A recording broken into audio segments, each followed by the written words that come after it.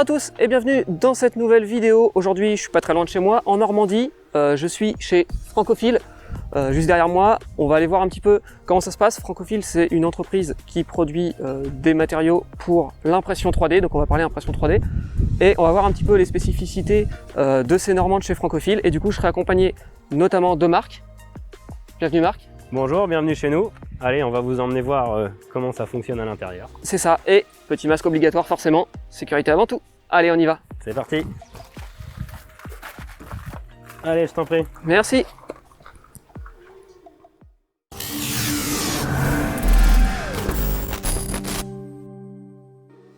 Alors nous voici à l'intérieur. Du coup, je viens de vous dire que Francophile produit des matériaux pour l'impression 3D. Est-ce que Marc, tu peux nous en dire plus sur ce que vous produisez ici en Normandie?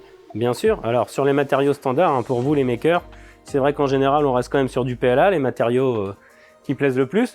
Donc vous pouvez trouver des matériaux standards, enfin du PLA coloré. Aujourd'hui on a par exemple plusieurs verts, plusieurs bleus. On a des produits un peu sympas sur des effets métallisés, de l'argent, du bronze, du cuivre, de l'or, voilà.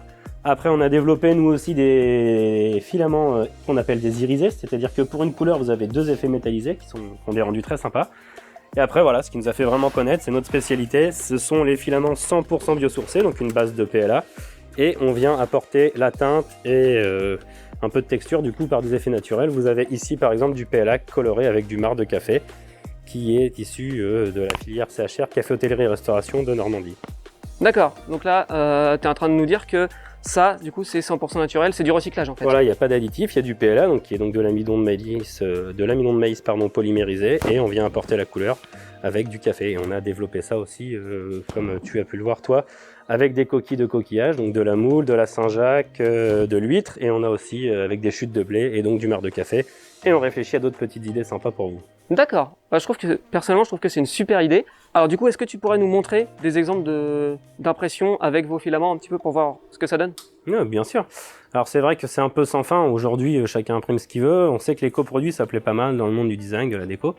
Là, vous avez un vase qui est imprimé par un de nos clients en PLA coquille Saint-Jacques. Donc on a eu un effet de clarté, c'est pas du blanc pur, mais voilà, ça donne une couleur naturelle en tous les cas. J'aime bien la couleur, ouais, ça rend joli.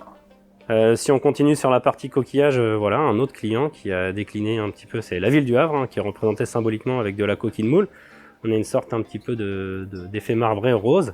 Il faut savoir que la coquille de moule, malgré son aspect noir, ne donne pas du noir. C'est une fine pellicule, ça ne colore pas absolument en noir. On a un autre effet qui est très sympa, ça c'est le blé.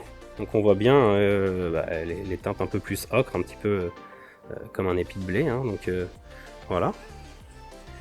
Et enfin, celui que vous aimez beaucoup en général, c'est le marc de café. Voilà, une couleur foncée obtenue naturellement. En fonction de l'impression de la pièce, là, on voit un petit effet de brillance, mais toujours du coup 100% naturel.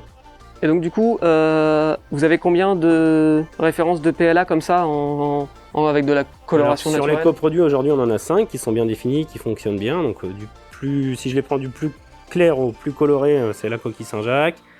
La coquille d'huître, la coquille de moule, les chutes de blé et le marc de café. Et on est en train de réfléchir à ce qu'on pourrait faire, soit en restant sur ces filières, soit en allant sur d'autres filières, mais toujours dans l'idée d'avoir du déchet naturel, sans ajout chimique, pour pouvoir vous apporter une couleur 100% naturelle. Bon, bah ça c'est plutôt cool, honnêtement, j'aime beaucoup l'idée. Ce que je te propose maintenant, c'est peut-être qu'on aille voir du côté de la ligne de production, qu'on voit un petit peu comment ça se passe, et puis que tout simplement vous puissiez nous expliquer un petit peu comment on fait pour produire ce genre de PLA. Ok, alors allez, on va aller voir Florent qui va vous expliquer du côté ingénierie en plasturgie comment ça fonctionne. Allez, c'est parti, on y va.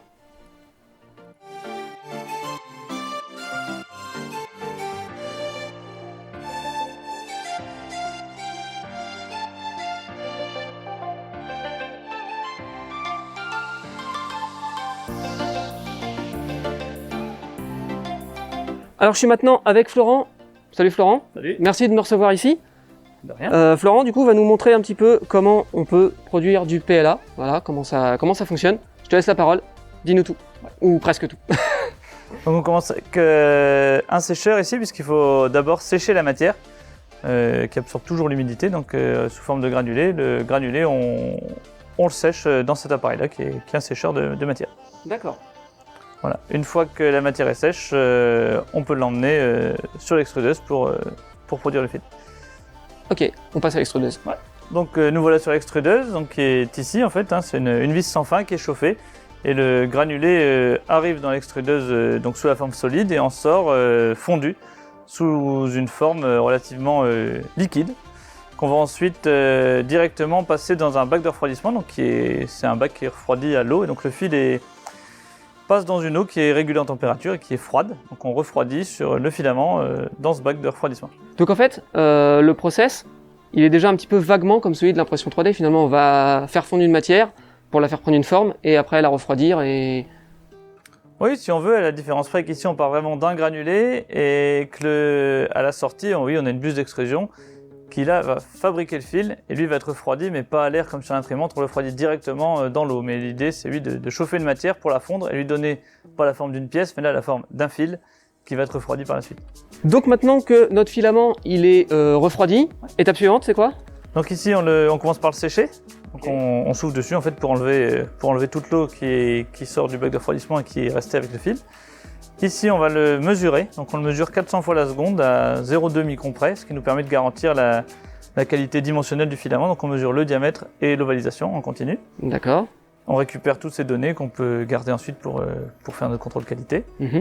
Et ensuite, une fois qu'il a été mesuré, on l'entraîne ici avec le tireur à bande, et donc qui permet d'entraîner le fil. Donc c'est lui qui tire le fil de toute la production. Toute la production elle est tirée ici avec le tireur. D'accord, et donc là on arrive en fin de chaîne, et j'imagine que là il va être prêt pour le conditionnement? Voilà, donc là on le bobine directement à la sortie du tireur.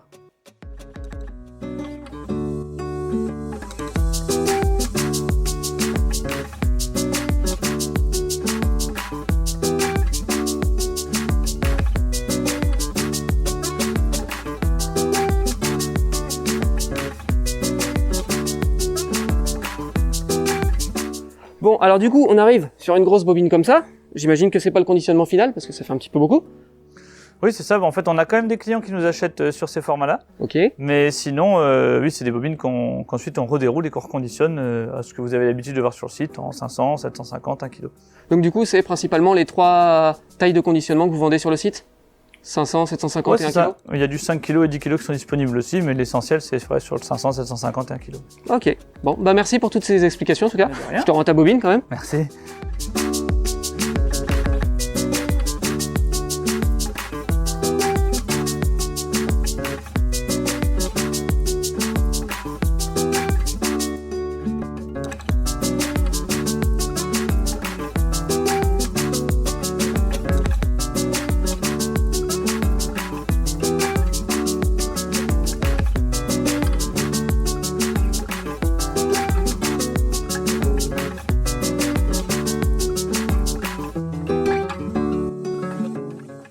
Bon alors du coup Marc, est-ce que tu pourrais nous expliquer un petit peu en gros les différentes étapes de la création de vos filaments jusqu'à leur utilisation dans une imprimante 3D comme on a à la maison? Yes.